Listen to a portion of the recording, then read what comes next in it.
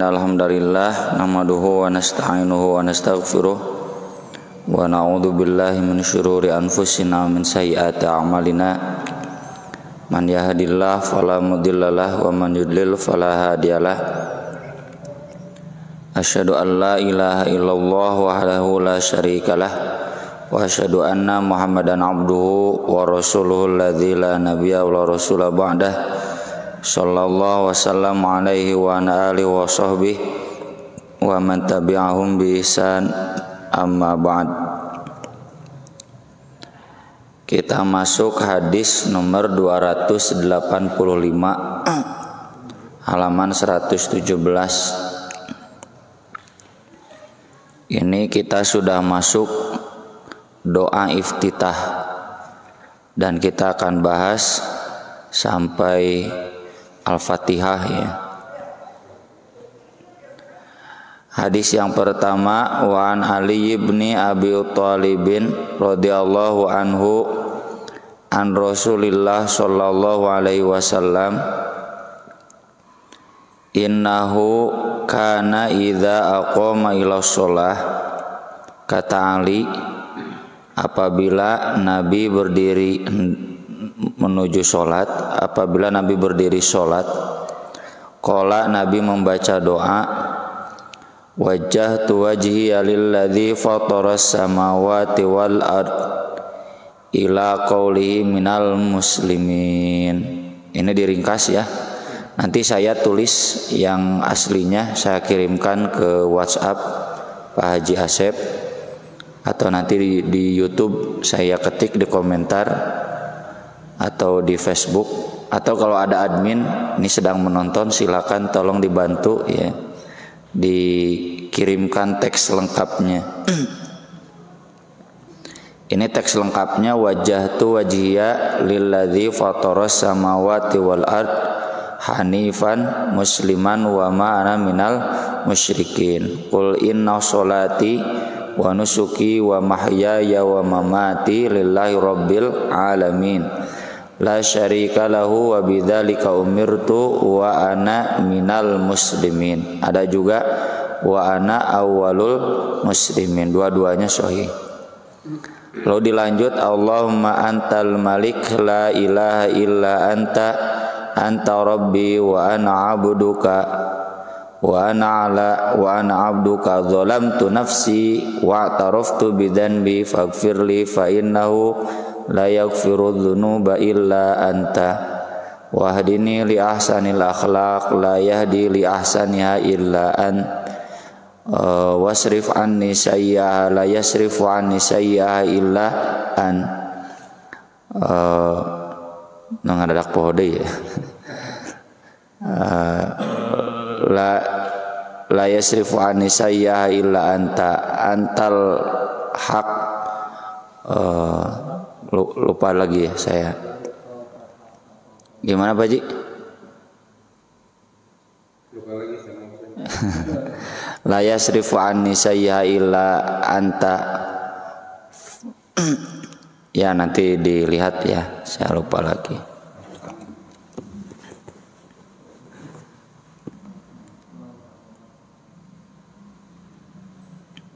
Padahal biasa dibaca tiap malam.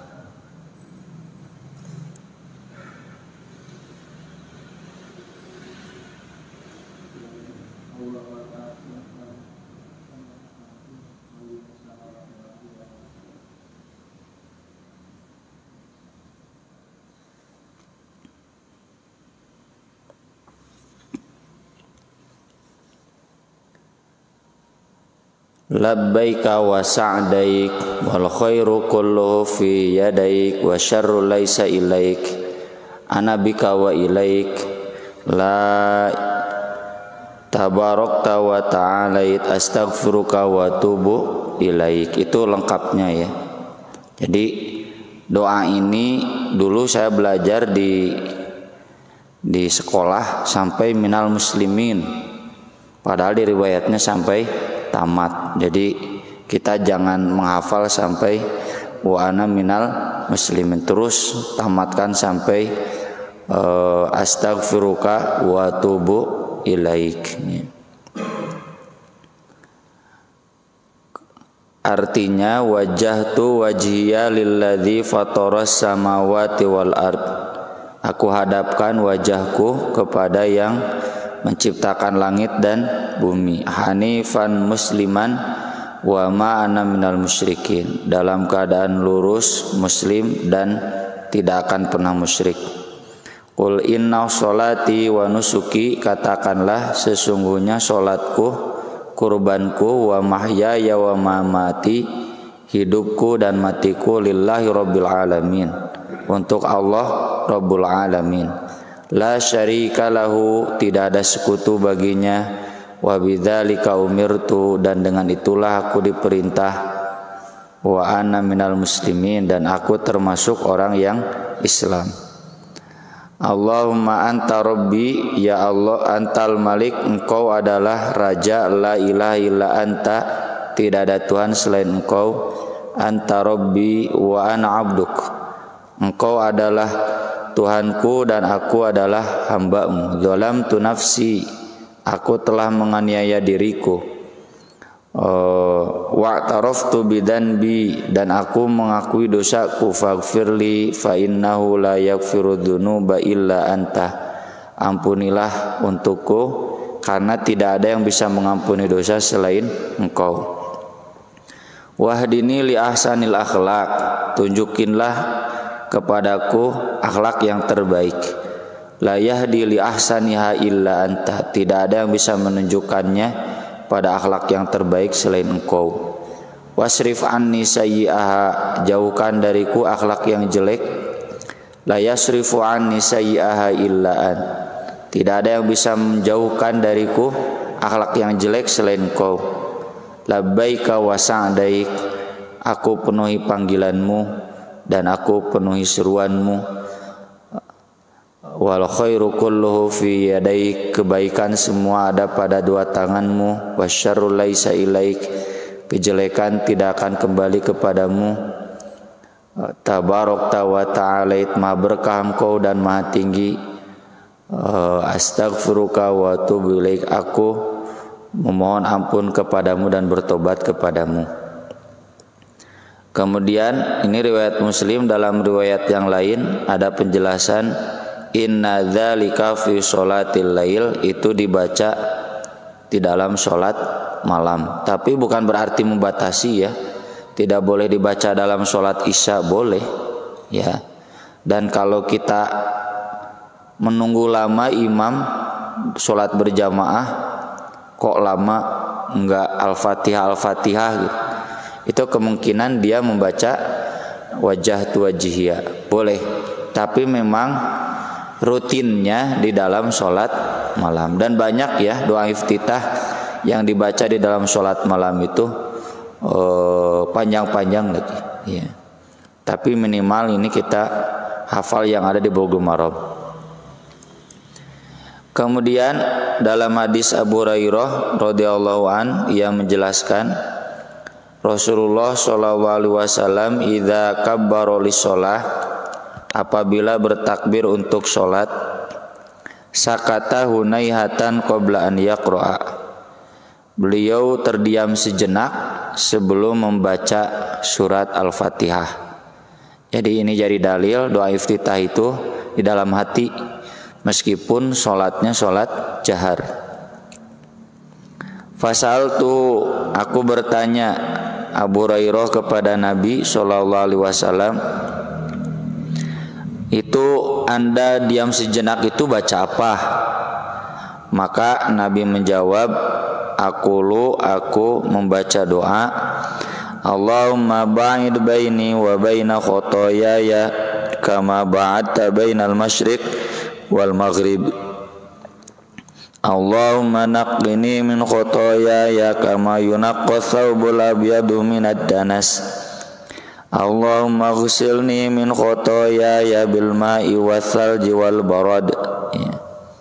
Ya Allah, jauhkanlah antara aku dan dosa-dosaku sebagaimana Engkau menjauhkan antara timur dan barat. Maksudnya selamanya tidak akan pernah bertemu. Ya, timur barat nggak mungkin bertemu. Kalau kita Islam Timur, orang kafir Barat, ya selamanya tidak akan pernah bertemu. Ya, ada permanent confrontation. Ya, walang tardo angkal Yahud walan Nasara hatta tattabi'a millatahum. Enggak mungkin bertemu. Ma'ang tabi'in qiblatahum wa ma ba'dhum bitabi'in qiblat ba'. Ya. Kita enggak boleh ikut kiblat mereka, mereka enggak boleh ikut kiblat mereka kita. Ya. Allahumma naqqini min khotoyaya, ya Allah bersihkanlah dariku dosa-dosaku sebagaimana baju putih yang dibersihkan dari noda. Ini baju putih yang bersih ya. Masalahnya banyak baju putih yang susah bersih ya. Anger we kotor lusuh ya.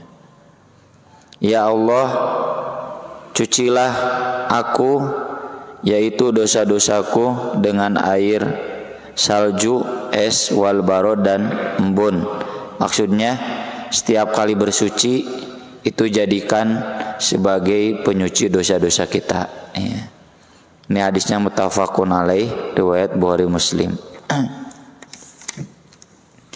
Kemudian hadis berikutnya dari Umar radhiyallahu annahu kana yaqul. Jadi ini bukan bacaan yang diajarkan Nabi langsung ke sahabat, tapi diajarkan Umar, dibacakan oleh Umar dan Nabi membenarkannya ya. Jadi Umar dalam sholat membaca Subhanaka Allahumma wa bihamdika wa tabarakasmuka wa ta'ala jadduk wa la ilaha ghairuk. Maha suci Engkau ya Allah, maha terpuji Engkau, maha berkah nama Engkau dan maha tinggi kemuliaan Engkau, tidak ada Tuhan selain Engkau. Rawahu Muslim, riwayat Muslim bisanadin munqati', dengan sanad yang munqati'. Kalau di riwayat Muslim, tapi di riwayat Ad-Daruqutni sanadnya bersambung.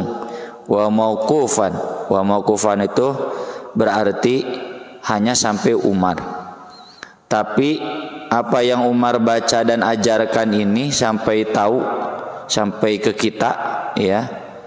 Ini Nabi SAW setujui. Yang begini namanya hadis takrir.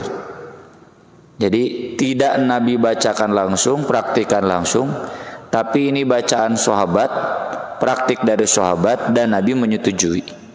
Yang model begini ini sah sebagai sunnah ya. Dan ini yang favorit kita ya.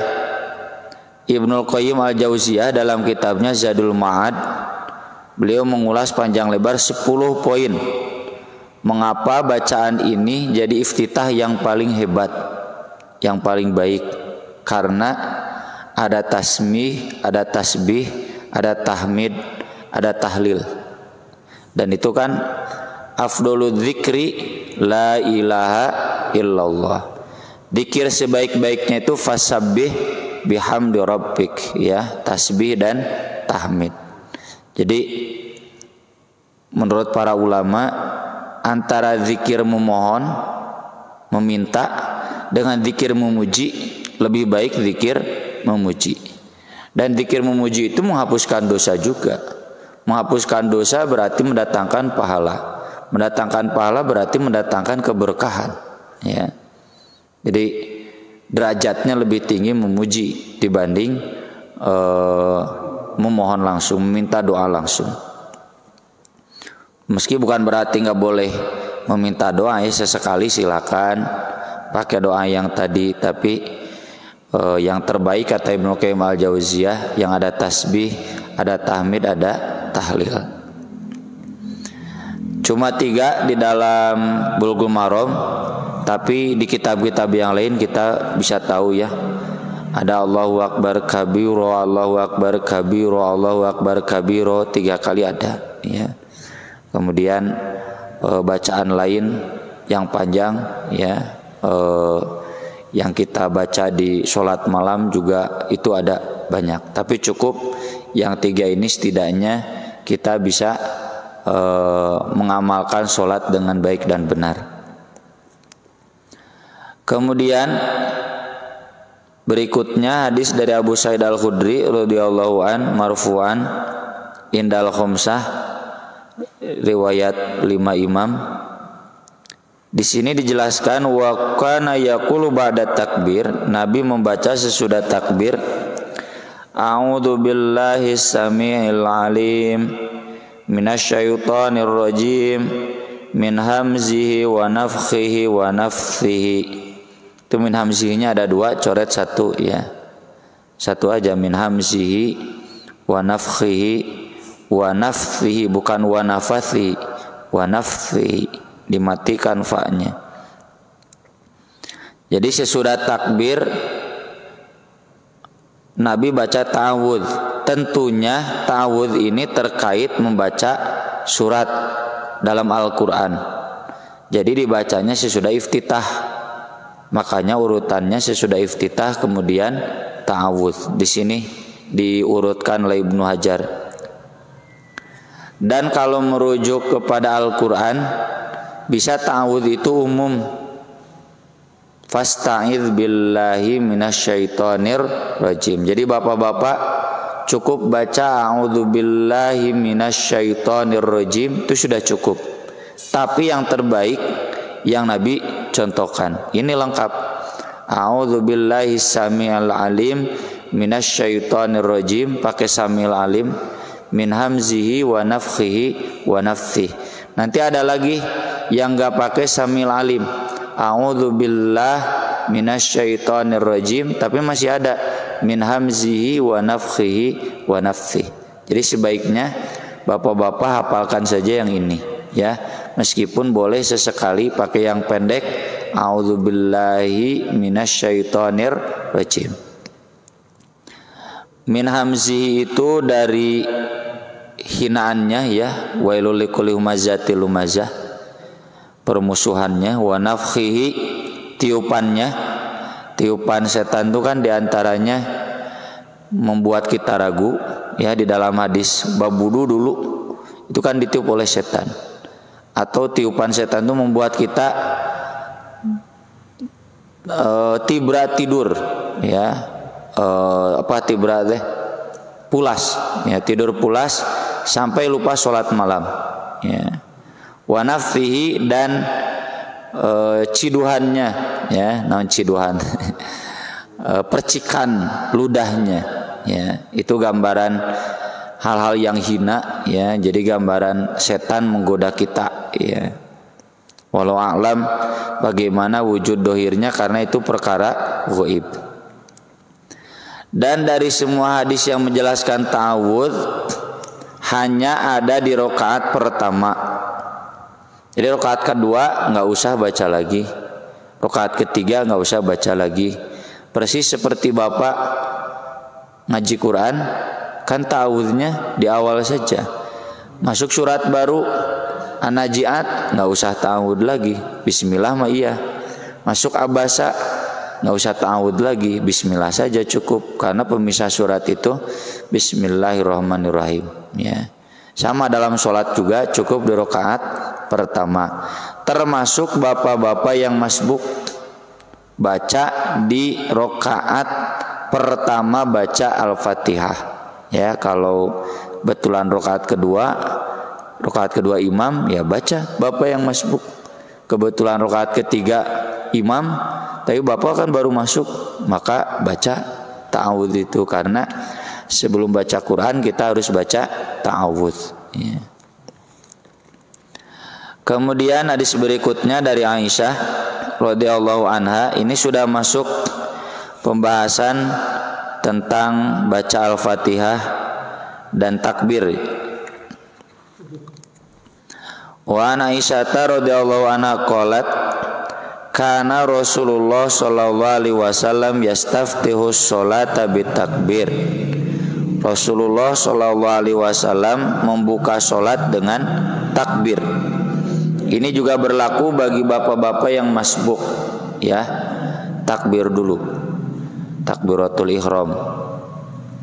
Wal qiraah, dan membaca bilhamdulillahi rabbil alamin. Nanti ada hadis-hadis berikutnya.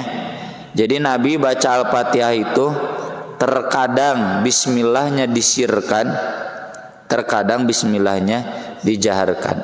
Jadi bapak-bapak, kalau ada imam yang baca bismillah disirkan, bismillahirrahmanirrahim, alhamdulillahirabbil alamin, langsung alhamdulillah, itu sah salat.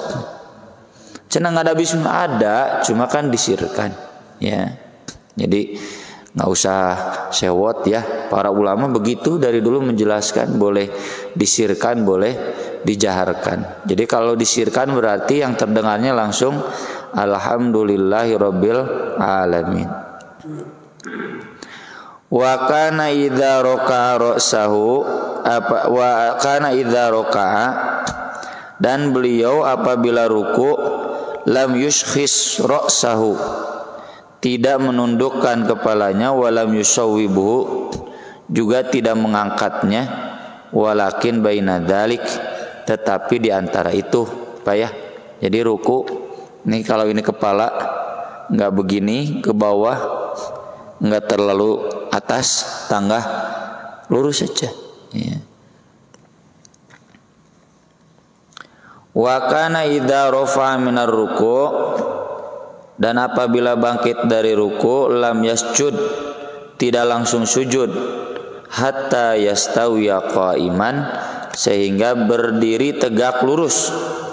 Jadi maksudnya tong gurung gusuh, jangan tergesa-gesa baru juga bangkit dari ruku langsung sujud. Harus beres dulu betul posisi berdiri tegak. Udah tegak baru sujud. Wa kana idza rafa'a ra'sahu minas sajdah, beliau apabila mengangkat kepalanya dari sujud, lam yasjud, beliau tidak sujud, hatta yastawiya jalisan, sehingga lurus duduk ya. Jadi kalau sujud, bangkit dari sujud itu tidak langsung sujud lagi, tapi duduk dulu dengan tegak, dengan lurus, dengan benar. Ini sama kalau kemarin hadisnya tumaninah ya. Tumaninah itu merenah, tenang, jangan tergesa-gesa. Wa kana yaqulu fi kulli rak'ataini at-tahiyyah, beliau membaca di setiap 2 rakaat at-tahiyyah. Kalau rakaatnya maghrib berarti 2 rakaat. Pertama ada tahiyat, maksudnya duduk tasyahud awal. Nanti di akhir ada lagi. Di rakaat yang 4 juga begitu ya. Wa kana yafrishu rijlal yusra, beliau menghamparkan telapak kaki kirinya. Kemarin sudah kita jelaskan Mbak ya, begini posisi kaki kiri. Jadi ngampar ya, terhampar.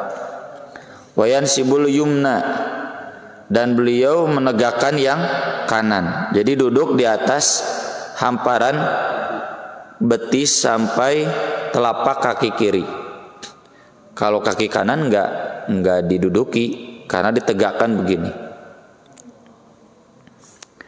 Wa kana yanha an uqbatis syaiton, beliau melarang dari uqbatis syaiton ya, dari duduknya setan.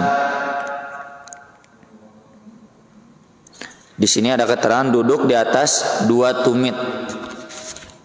Jadi begini Pak, ya kaki dua-duanya ditegakkan, lalu duduk di atas 2 tumit, nggak boleh. Kan tadi kaki dua-duanya ditegakkan itu ketika sujud, ya.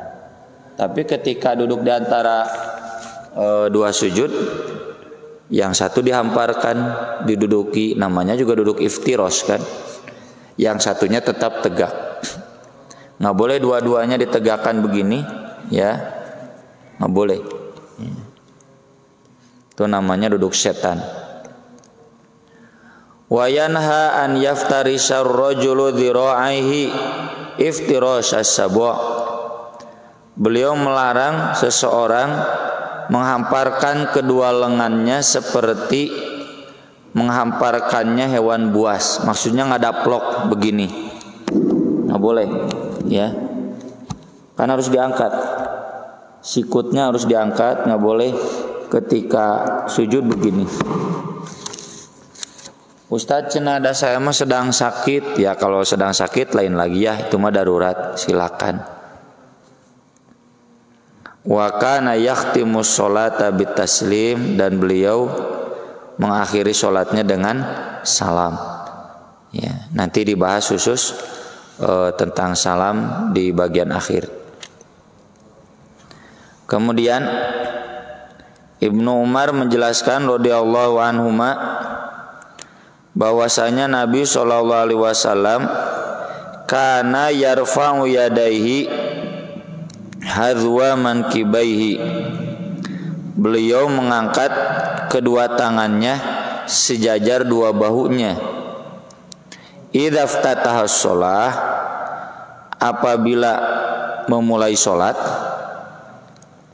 Wa idza kabbara lirruku', apabila takbir untuk ruku'. Wa idza rafa'a ra'sahu minar ruku', dan apabila mengangkat kepalanya dari ruku'. Ya, ini menjelaskan takbir mengangkat tangan dalam 3 tempat ya. Yang pertama berarti ketika takbiratul ihram, kemarin sudah kita jelaskan bisa begini, sejajar itu bisa begini. Kalau Imam An-Nawawi mengatakan begini ya, karena sejajar. Kalau saya biasa nyamannya begini ya. Ya. Nanti ada penjelasan antara ini dan ini. Ya. Jadi boleh begini sini, pokoknya sekitar ini. Telinga dan bahu. Nggak boleh di bawah. Melebihi nggak boleh. Ya. Ya, sejajar telinga boleh. Ya. Nggak boleh. Begini nggak boleh. Begini mah kayak punten orang kafir ya.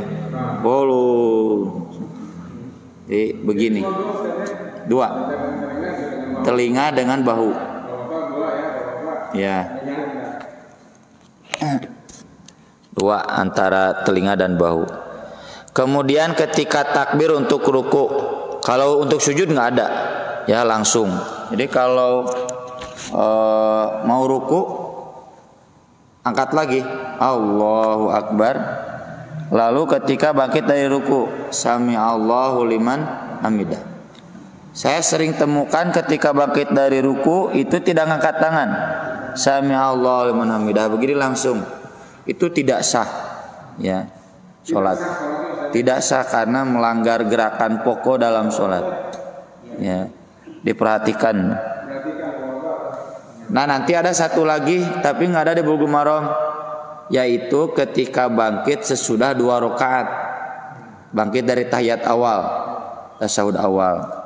Udah tasyahud awal, Allahu Akbar, ke rakaat ketiga 4. Ya, ini sering banyak yang abai. Ya. Jadi itu tentang mengangkat tangan. Kemudian dalam hadis Abu Humaid riwayat Abu Dawud, yarfa'u yadaihi, beliau mengangkat tangannya hatta yuhadhiya bihima mankibaihi, sampai sejajar bahunya, thumma yukabbiru, kemudian bertakbir. Jadi boleh bertakbir sambil mengangkat tangan, Allahu Akbar. Ada juga Nabi begini dulu. Udah di sini baru Allahu Akbar. Nah, dua-duanya boleh. Ya.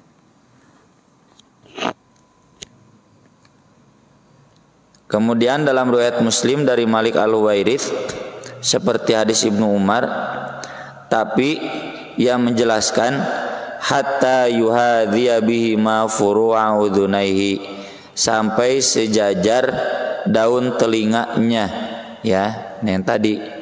Makanya kata Imam An-Nawawi, pokoknya antara bahu dan telinga. Begini, ya.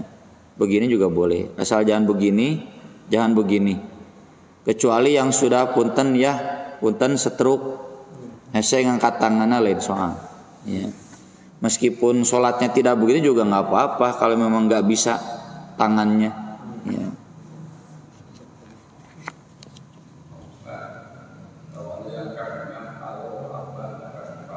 Iya, itu tidak sah itu ya. Ya. Harus telinga dan bahu. Ya. Kemudian dari Wa'il bin Hujr radhiyallahu anhu qala shallaitu ma'an nabiyyi sallallahu alaihi wasallam fa wada'a yadahul yumna ala yadihil yusra ala sadrihi. Beliau meletakkan tangan kanannya di atas tangan kirinya di atas dadanya. Dalam riwayat lain disebutkan warusgho alas sa'id. Rusgho itu ini alas sa'id. Sa'id itu ini. Jadi sidakap gitu. Ya. Sedekap. Dan ini sedekap ini mutawatir. Bukan begini, ini mah tuh cross ya. X ya. Atau begini. Ini mah telapak tangan di atas telapak tangan. Kan harus rusgun ini, pergelangan ini di atas lengan ini, antara ini dan ini. Mau begini ya boleh, asal jangan begini. Itu offset ini ya, offset. Iya, tidak sah.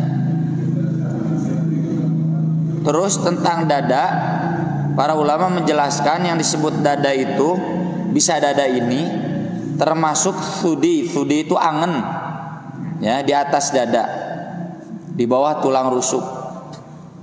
Jantung juga masuk kategori dada. Jadi asal di atas perut itu dada. Jadi kalau begini kan kita nggak nyaman ya, cangkel. Begini boleh, asal jangan di atas perut. Awas ya, perut itu bukan dada, di atas perut, minimal di sini. Ya. Di sini. Yang di sini itu kalau sedang perang, pegang pedang kan, boleh. Kan ada di Al-Qur'annya, wal ya'khudhu aslihatahum, sholat sambil pegang pedang. Kalau bapak-bapak kan nggak pegang pedang, ya, dan tidak sedang perang jangan begini, ya. Iya, itu kurang tepat, ya, karena yang disebut dada itu bukan ulu hati, ya. Nah itu kalau memang tumaninah silakan saja, kan memang dada juga, asal sedekap ya.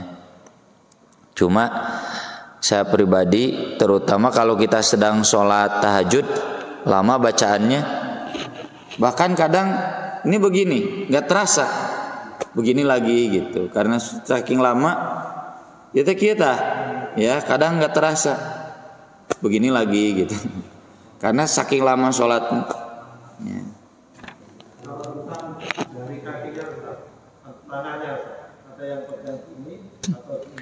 Tidak ditemukan penjelasan. Kalau tidak ditemukan penjelasan berarti bebas. Ya.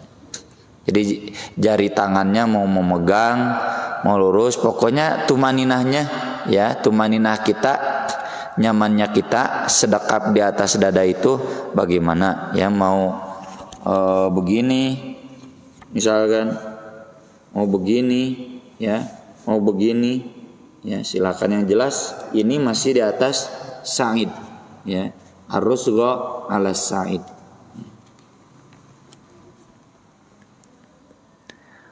Kemudian hadis berikutnya ini sudah masuk Al-Fatihah. Dari Ubadah bin As-Samit radhiyallahu anhu qala Rasulullah sallallahu alaihi wasallam la sholata liman lam yaqra bi ummil Quran. Tidak sah sholat bagi yang tidak membaca ummul Quran. Dalam riwayat lain Ibnu Hibban dan Ad-Darqutni, maksudnya la tujzi'u, bukan tujzi. La tujzi'u sholatun la yaqra'u fiha bi fatihatil kitab. Tidak cukup berarti tidak sah sholat yang tidak membaca padanya Al-Fatihah. Kemudian dalam riwayat yang lain, riwayat Ahmad dan Abu Dawud, Tirmidzi dan Ibnu Hibban, Nabi bertanya, la'allakum taqra'una khalfa imamikum, apakah kalian membaca di belakang imam kalian? Maksudnya ketika imam sholat jahar Qulna na'am, ya. Kata Nabi, la taf'alu illa bi Fatihatil kitab.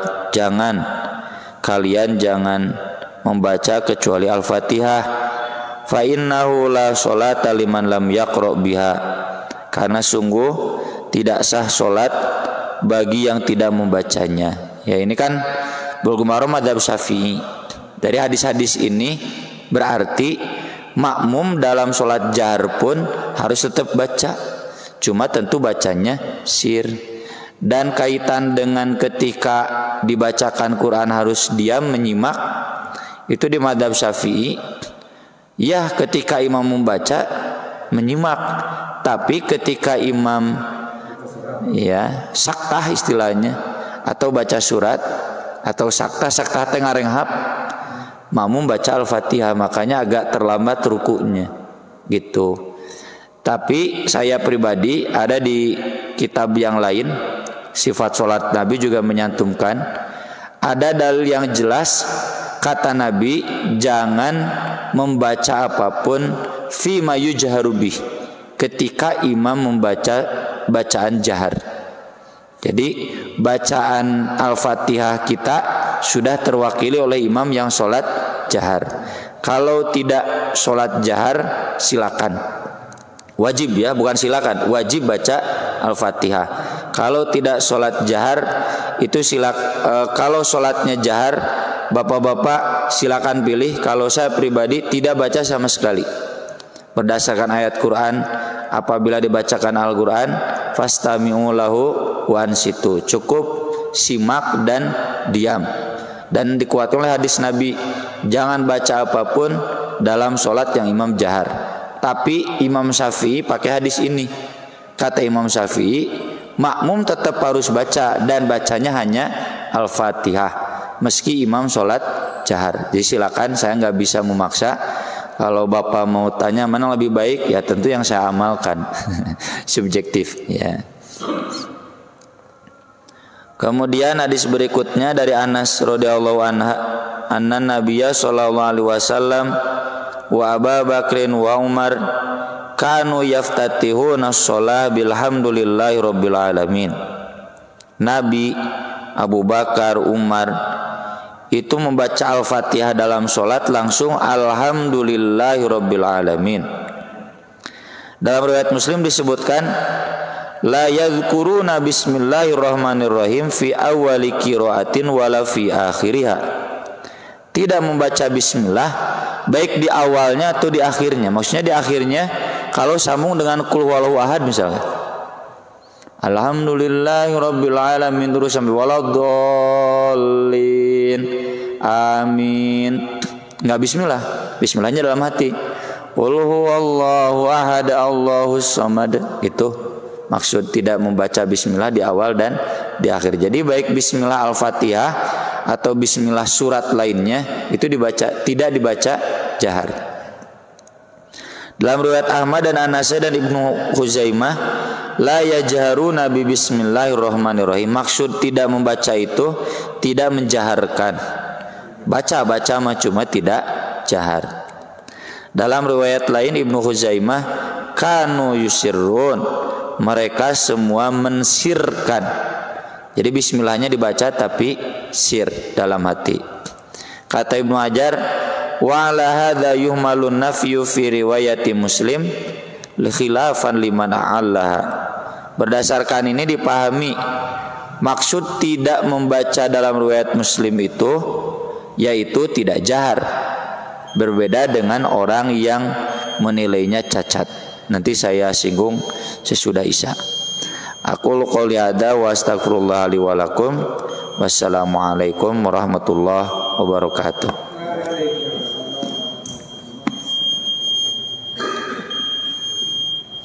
Wa sahbihi wa man tabi'ahum bi ihsan, amma ba'd. Imam Ibnu Hajar tadi menjelaskan berbeda dengan ulama yang menilai hadis ini ma'lul. Ma'lul itu cacat. Yang dimaksud adalah Ibnu Abdul Bar di dalam kitab-kitab syarah Muwatta. Beliau menjelaskan bahwa hadis-hadis yang menyebutkan Nabi tidak baca bismillah langsung alhamdulillahirabbil alamin itu hadisnya mudhorib. Mudhorib itu kacau, tidak karuan.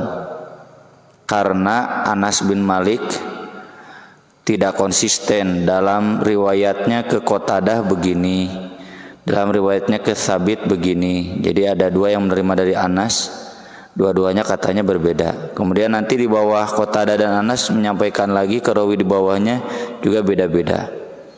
Nah, ketidakajegan ini menunjukkan berarti hafalan Anas saat itu sudah rusak, ya, sudah kacau.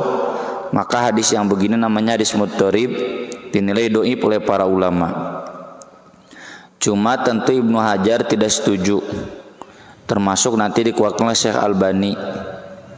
Faktanya bahwa Anas bin Malik konsisten baik menjelaskan ke Tsabit ataupun ke Qatadah. Demikian juga Tsabit menjelaskan ke bawahnya, Qatadah menjelaskan ke bawahnya. Dua-duanya menjelaskan bahwa Nabi membaca alhamdulillahirabbil alamin. Yang kedua, tidak membaca bismillah. Tidak membaca bismillahnya itu dijelaskan dalam riwayat lain tidak menjaharkan. Ya, jadi tegasnya bahwa hadis ini sahih. Terlalu riskan hadis riwayat Muslim dinilai dhaif. Bahaya, ya, bisa jadi inkar sunnah. Masa hadis riwayat Muslim dinilai dhaif. Oleh karena itu, maka kesimpulan fikihnya bahwa baca Al-Fatihah dalam sholat yang jahar langsung alhamdulillahirabbil alamin itu dibolehkan, sama dengan dibolehkannya baca Al-Fatihah dengan menjaharkan bismillahirrahmanirrahim yang akan disebutkan dalam hadis berikutnya, yaitu dari Nuaim al-Mujmir, ia berkata, aku pernah sholat di belakang Abu Hurairah radhiyallahu an, dan dia membaca dengan jelas, dengan jahar, Bismillahirrahmanirrahim. Kemudian membaca bi ummil Quran Al-Fatihah hingga sampai waladdallin. Qala amin. Wa yaqulu kullama sajada wa idza qama ilal julus Allahu akbar. Setiap kali sujud dan bangkit itu selalu membaca Allahu akbar. Jadi di setiap gerakan Allahu akbar, kecuali sami Allahu liman hamidah dan Rabbana lakal hamdu, itu sudah dibahas kemarin. Kemudian ketika selesai salam, Abu Hurairah mengatakan, demi zat yang diriku ada pada tangannya, inilah asbahukum sholatan bi Rasulillah sallallahu alaihi wasallam. Sungguh aku paling mirip di antara kalian dengan salat Rasulullah sallallahu alaihi wasallam. Kemudian dalam hadis berikutnya Abu Hurairah juga menegaskan, idza qara'tumul Fatihah, apabila kalian membaca Al-Fatihah, faqra'u bismillahirrahmanirrahim, bacalah bismillahirrahmanirrahim, fa innaha ihda ayatiha, karena itu salah satu ayatnya. Ini juga hadisnya sahih. Jadi kesimpulannya dua-duanya bisa diamalkan, baik yang Al-Fatihahnya dengan menjaharkan bismillahirrahmanirrahim ataupun yang tidak menjaharkan. Yang tidak ada itu, yang tidak baca bismillah itu tidak sah. Dan langsung alhamdulillahirabbil alamin bismillahnya nggak dibaca meskipun dalam hati, itu tidak sah sholatnya, karena Al-Fatihah itu dimulai dari bismillahirrahmanirrahim. Cukup ya untuk malam ini, sampai sana dulu. Saya persilakan jika di antara bapak-bapak ada yang mau bertanya. Mengapa Ji? Iya, tapi apabila gerakan sholat itu ada yang tidak sesuai, seperti pakai angkat tangan, gitu kan, atau dari ilustrasi begitu dia tidak mengangkat tangan, berarti tidak sah sholatnya. Bagaimana kalau itu dilakukan oleh imam, makmumnya apakah ikut tidak sah? Itu fatwa seputar imam dan makmum, bahkan termasuk imamnya ahli bid'ah, para ulama sepakat kita tetap sholat, makmumnya sah, yang tidak sah hanya imam. Ya, jadi memang kalau sabda nabinya nggak ada karena zaman nabi nggak terjadi. Tapi di masa kesininya, ketika imam, kan dulu imam itu merangkap pejabat negara, gubernur atau wali kota atau khalifah. Di masa kesininya kan ada khalifah yang kurang bagus sholatnya, ada gubernur yang kurang bagus sholatnya. Nah itu para ulama salaf sepakat, sholli wa alaihi bid'atu, kamu sholat saja dan biarkan bid'ahnya, salahnya itu salah imam, ya, tidak terkait dengan sholat kita, asal kita tetap sesuai dengan yang diajarkan sunnah. Saya mengatakan tidak sah sholatnya kembali ke hadis yang pertama, yang Amr bin Khalad sampai disuruh sholat 3 kali. Sholat lagi, kamu nggak sah karena kan sholatnya terlalu cepat, digerakannya salah. Jadi kalau gerakan salah tidak sah. Ya. Bagaimana kalau ini nggak tahu ya? Kalau nggak tahu ma'fuun anhu. Tadi dibaca ayatnya surat Al-An'am. Kalau bijahalah, asal dia tobat, ya, lalu aslaha, memperbaiki sholatnya, fa'annahu ghafurur rahim, diampuni. Tapi kalau sudah dikasih tahu bandel, ya udah itu berarti dia selama sholat itu tidak sah. Ya. Dalilnya itu Nabi sampai menyuruh 3 kali bolak-balik, sholat lagi. Nabi gimana tuh? Itu kamu sholatnya nggak tumanina, belum juga i'tidal beres langsung sujud, belum juga sujud beres udah berdiri, itu tidak tumanina, gerakannya tidak sempurna. Ya, begitu. Mangga Pak Ji. Pelaksanaan sholat itu diawali dengan takbiratul ihram dan diakhiri dengan bacaan salam. Saya belum mengertinya itu arti takbiratul ihram, persamaannya dengan pakaian ihram. Terima kasih. Takbiratul ihram itu artinya takbir yang mengharamkan segala sesuatu di luar sholat. Pakaian ihram juga pakaian yang mengharamkan segala sesuatu di luar haji. Ya, ihram itu mengharamkan sekaligus menjadikan terhormat. Terhormat itu artinya banyak pantangan. Kan dalam sholat nggak boleh ngobrol, ya, nggak boleh nonton timnas. Nih masa sholat sambil nonton timnas di HP, nggak boleh. Ya. Dalam haji juga sama kan, nggak boleh bermesraan dengan istri, apalagi jima kan, tidak boleh mencukur rambut, ya, sebelum sampai ke Mina, banyak pantangannya.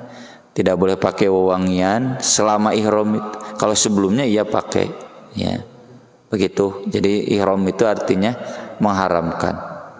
Ya. Ada lagi yang lain?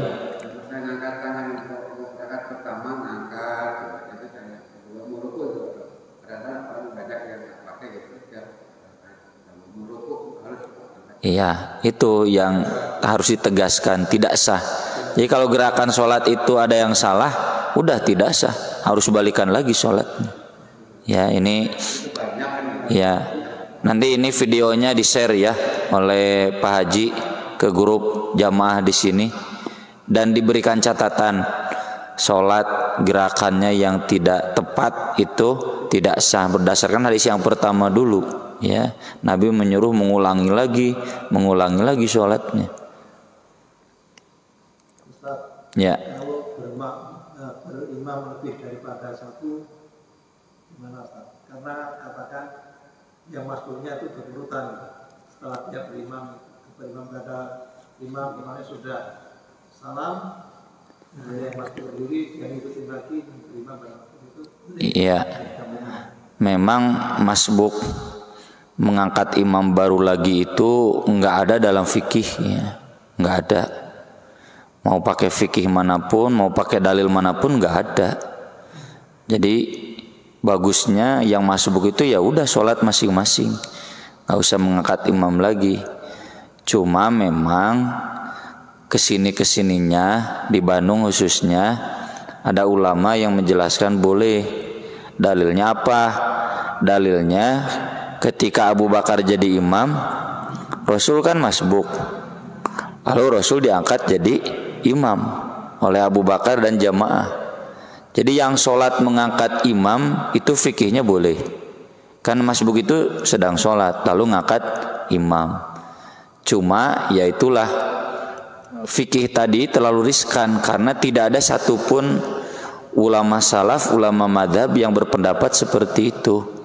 Kalau tidak ada ulama salaf, ulama madhab berpendapat seperti itu, ini jelas rentan ke bid'ah. Ya, jadi ijtihad itu saya pribadi nggak sependapat. Meski ya ujung-ujungnya gitu Pak Haji ya, yang namanya ijtihad mah harus dihargai. Ya, kalaupun salah pahalanya satu. Jadi nggak ada masbuk berjamaah itu pakai dalil manapun. Kalau tadi yang kasus Abu Bakar ngangkat Nabi boleh, asal yang ngangkatnya itu bukan yang masbuk. Karena Abu Bakar dan sahabat tidak masbuk, cuma Nabi saja yang masbuk kan yang tertinggal. Nah kalau kasusnya begitu boleh. Tapi kalau kasusnya seperti ini ya masbuk yang bersambung kan, sambung lagi imam lagi, sambung lagi imam lagi, itu memang kita cari dalil-dalilnya, fatwanya nggak ada, ya. Jadi lebih rentan ke bid'ah itu. Ya. Makanya pernah di pesantren di Padalarang, Syekh dari Sudan, ketika santri masbuk ada yang bikin jamaah lagi langsung marah. Mahadi bid'ah, dimarahi oleh Syekh dari Sudan itu. Ya. Jadi memang riskan kita mau pakai dalil manapun, fikih fatwa ulama manapun kita nggak temukan, ya. Apalagi di Nahdien itu kan ada niat ya dari makmum menjadi imam, ya. Itu robah niat katanya riskan, ya. Enggak. Kalau baca takbir dari sujud di mana? Maksud Pak Haji? Terus takbir lagi, nah baca takbirnya tuh di mana? Dari sejak mengangkat. Jadi bacaan takbir itu bisa dari awal gerakan ketika sujud mau mengangkat Allahu Akbar ke duduk atau ke berdiri Allahu Akbar, atau tadi kan ada hadisnya boleh gerak dulu, apalagi bangkit dari sujud ngareng hapulah kan. Nah udah setengah, posisi setengah mau berdiri Allahu Akbar boleh, ya. Jadi dua-duanya boleh, ya. Cukup mungkin? Ada satu lagi silakan. Untuk sholat jenazah, untuk yang ibu-ibu di kepala atau di badan besar? Ibu-ibu itu posisi imam di perut, ya. Kalau bapak-bapak di kepala. Nanti kita bahas dalam sholat jenazah. Itu kata Ibnu Abbas sunnah yang Nabi ajarkan, ya. Cukup? Ya, atur nuhun karena perhatosana. Mudah-mudahan bermanfaat. Aqulu qouli hadza wa astaghfirullah li wa lakum. Subhanakallahumma bihamdik asyhadu an la ilaha illa anta astaghfiruka wa atubu ilaik. Wassalatu wassalamu ala Rasulillah. Wassalamualaikum warahmatullahi wabarakatuh.